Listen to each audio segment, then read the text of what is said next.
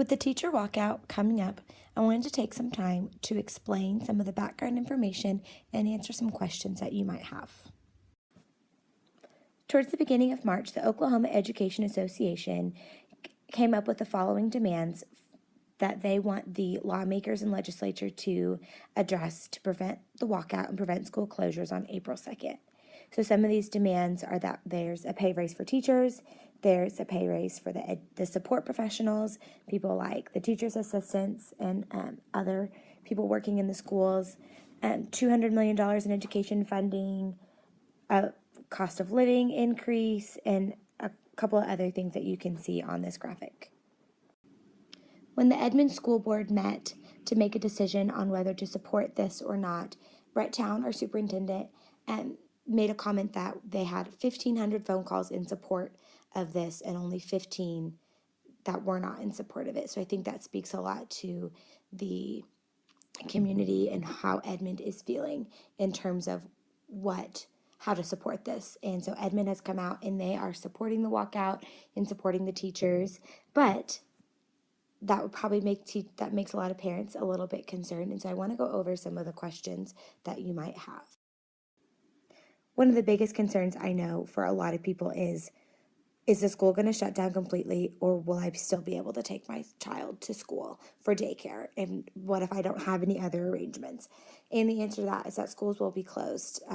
We won't have it if there's not enough teachers and there's not enough substitutes to adequately and safely instruct them. And that's our main priority, is keeping kids safe. And if there's not enough people to keep them safe, we don't want to open our doors for that. And if the schools are open, the buses will, of course, always run. We don't ever stop running our buses. I know that this section right here is a little hard to see, so I'll kind of read over it with you. If there is a teacher walkout and we miss a certain amount of days, it will affect the last day of school. So if we miss 6 days of school, we'll still have the last day as the normal day. It won't change at all. If we miss up to 10 days, we'll have the end of school be on May 30th, 15, June 6th, 20th, June 13th, and 25, June 20th. As they did say that we have to close out the year by June 30th. So there's that little caveat right down there. Then there's questions about summer school. And since we're in elementary school, we don't really need to look at the high school and those other ones. But for the elementary summer school, it will be delayed if our school is extended into June. And then it would be shortened accordingly, so it would not extend into July. And then I know this is a big, huge one, the test. What will happen with the test? We will still have to take the test. We can't get out of that. Those have to happen. The hardest part is if we cut into that testing is that we will need monitors, test monitors. We'll have to have extra test monitors to make sure that we get those tests happen. So that's one of the biggest concerns I know that we're having right now. Another big concern is food. Food is concerning for a lot of people. So what about if your student is on the free and reduced lunch program? Will we continue to feed them? And what about the students who get food through the weekend backpack program?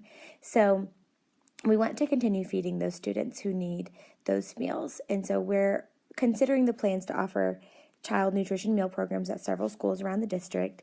And that is still in the works. They don't have a complete plan underway, but as they come out with that, we'll give you more information on that. But that is something that they're working on, trying to make happen. And then the question about student activities and athletic competitions. So that's totally up to the district. A lot of Oklahoma City schools that agreed that students should keep participating in their activities as normal as possible. So that will be something that will be ongoing. The information about that will keep coming. I think at the elementary level for us, we don't have a lot of those concerns because we don't have a lot of those athletic competitions, or a lot fewer of those at our level. But one thing that we do deal with, though, is the special ed programs. If your child is in special ed, what will be offered for them? Just like if the schools are closed, there won't be services for that either. And they do say that you can request an IEP meeting to discuss what would happen to your child and if they would need the extended school year and whatnot.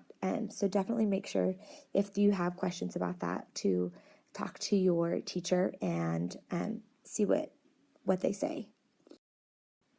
Finally, I want to give you a little link to go see some more information. Edmond has posted a big, long document where I got most of this information, answering all of those questions. And if you go to the website, you can also go to this link right down here.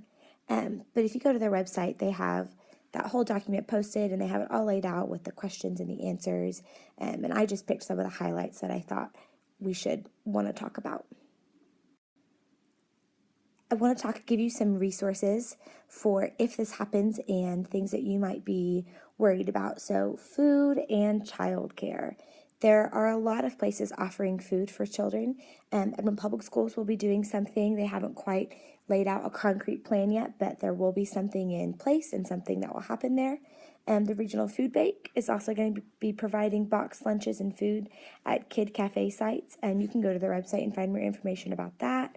And then there's quite a few others. I just gave you 2 highlights. If you go to this link down here, it will give you a whole longer list of other places that are offering food and childcare as well. So childcare, the YMCA is going to offer childcare to those enrolled in the before and after school program. And then they also said they would have some availability for YMCA members. And I think that was at most of the YMCAs in Edmond. The Mitch Park YMCA and I think the Rankin YMCA were both offering those services as well.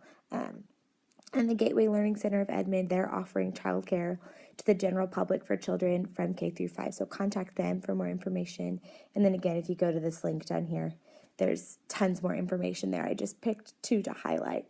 But there are lots of community resources that are out there, lots of people stepping up to offer childcare and food and whatever things that you might be lacking if this comes to fruition. So I hope I gave you a little bit more information on what could be happening on April 2nd.